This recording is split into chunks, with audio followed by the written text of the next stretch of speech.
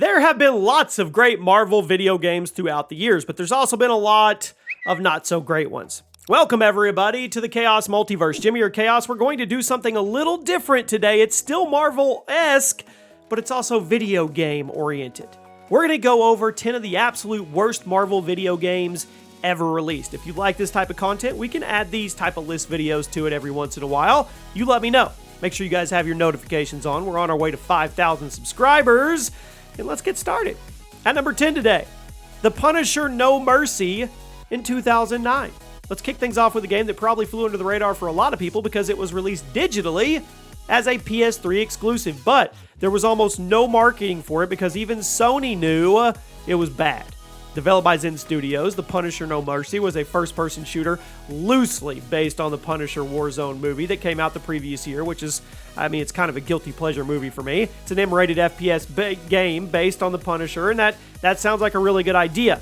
But they missed the mark in every way they could. No Mercy was short, frustrating, shallow. It was not worth the asking price in any way. And if you could get it for dirt cheap, maybe it's worth playing just for a laugh, but that's really the only way you're going to enjoy it. But with that being said, when are we going to get another good Punisher game? We are long overdue as Marvel fans and video game fans. At number 9 today, Fantastic Four: The Rise of the Silver Surfer 2007. The old Fantastic Four movies are kind of a guilty pleasure for me, but the games, they should probably be deleted from existence. Let's be real. Rise of the Silver Surfer got a video game tie-in release both for the 6th and 7th generation of consoles, and it had you playing as a Fantastic Four, and you were beating up the same enemies over and over again. Seriously. The graphics were horrible, the environments were ugly, the gameplay was beyond repetitive. It had to be one of the worst movie tie-in games of all time, which is saying a lot. Like I said, the old Fantastic Four movies were a guilty pleasure, but the video game tie-ins, they were bad. And we're going to stick with that at number 8. Fantastic Four 1997. Released for the PS1, it was a beat-em-up game on the comic series, which sounds like a much better idea than basing the game on a crappy movie adaptation. But, honestly, this game was even worse than the last one we just talked about. The story had Doctor Doom transporting the Four to various locations and beating up big hordes of enemies with shallow gameplay. The visuals looked like they were on the NES, and the animations looked like they came from the mid-80s. The 1997 Fantastic Four was terrible, and it's a great crash course lesson on how not to make a superhero game. At number 7, Thor God of Thunder 2011. Does anybody remember when there was a video game for every MCU movie, and then after Phase 2 started, they rightfully stopped doing that? Thor God of Thunder was released alongside the first Thor movie. It was one of the worst reviewed games of the year. It sits at 38% on Metacritic right now. The gameplay, it was a God of War clone, let's be real. And the story was non-canon next to the movie. The graphics, they were bad. The gameplay was shallow. It did nothing to make up for the shortcomings of the original Thor movie. And strangely, the Nintendo DS version got significantly better reviews, but the PS3 and 360 versions, woo! At number 6, The Amazing Spider-Man 2 2014. This is one of the most divisive Marvel movies ever released, Amazing Spider-Man 2, right? Because so many people, they hated it, and so many people tried to defend it, and they said it was judged too harshly. It doesn't matter. It doesn't matter what you think about the movie. We can all agree that the tie-in game was bad. It was a cookie-cutter open-world action game. It was trying so hard to be the Spider-Man 2 game without actually paying attention to what made that game so good. The graphics were atrocious. It was full of bugs. The story, it made no sense at all. The combat sucked. And there was a bunch of game mechanics that were completely contradictory. It may have been a divisive movie, yes, but the game is undeniably crap, and it deserves to be on today's list. Now we're in the top 5. Spider-Man Friend or Foe 2007. I think this is one of the biggest missed opportunities in gaming history. It was released in late 2007. It was based on the Sam Raimi Spidey universe. This means you had the Sam Raimi versions of Spidey, Doc Ock, Green Goblin, all those. So what could go wrong? Well, everything. It was a crappy 3D beat-em-up where you played as various characters from the Sam Raimi universe and some new ones, and you went around punching and kicking the same enemies over and over with no challenge. It was heavily criticized for how easy it was, and it's not hard to see why. A big beat-em-up based on the Sam Raimi trilogy should have been an awesome experience full of great fan service, but instead, we got a lazy 3D beat-em-up known as Friend or Foe. It was a super, super big missed opportunity if you ask me. At number 4, Iron Man 2008.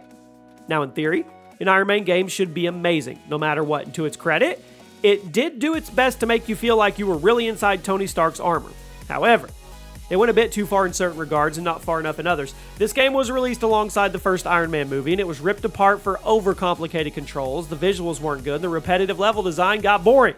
The developers really tried to make the controls complex, like Tony Stark's, but they ended up just confusing the gamers, and it wasn't very intuitive. I mean, it was a frustrating game to play in every regard, so you would think the devs would learn their lesson when it came to make a sequel, right? Well, segue into number 3 today. They didn't learn. Iron Man 2 2010. Now, nobody learned their lesson. Now, Iron Man 2 did feature slightly better controls than the previous game. Just about everything else, though, somehow it went the other way. I mean, it's hard to say the sequel was an improvement at all. It once again featured bad graphics, a short run time, while only slightly improving the controls and making the level design even worse. How do you do that? You fought the same enemies over and over again. You sat around waiting for NPCs to follow you, and despite only being 5 hours long for the story, the game was somehow painfully boring because of the lack of fun you were having. I mean, seriously, how do you make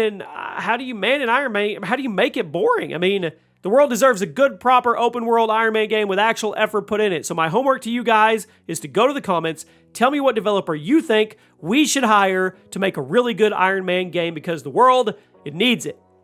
At number 2, Marvel NEMESIS, Rise of the Imperfects 2005. This is a weird one. It was developed by a company called Nihilistic Software. It was released by EA, and it was a fighting game that was released for the GameCube, the PS2, the Xbox, and the PSP. It had you playing as a cast of Marvel characters and gameplay that was inspired by Mortal Kombat and Super Smash Bros. That's cool. Story wasn't exactly anything to write home about. Opens up with Captain America and Hulk getting killed, and then you have to keep going. The gameplay was shallow. You weren't going to have much fun playing it with friends. And meanwhile, the story sucked and made little to no sense, and the visuals were blocky. A big Mortal Kombat-style fighting game based on the Marvel properties could be fun, but Rise of the Imperfects was just disappointing as an experience. Now, it may seem harsh to give it the number 2 spot on today's list, but honestly, I think it's justified. The game itself is mediocre at best, but the massive disappointment, that's what gets it lower. But at number 1, the worst Marvel game ever made, in my opinion, is the Uncanny X-Men 1989. This is as bad as it gets, my friends. It was released in late 1989 for the NES. It was developed by, I don't know. Seriously, nobody knows who actually made the game.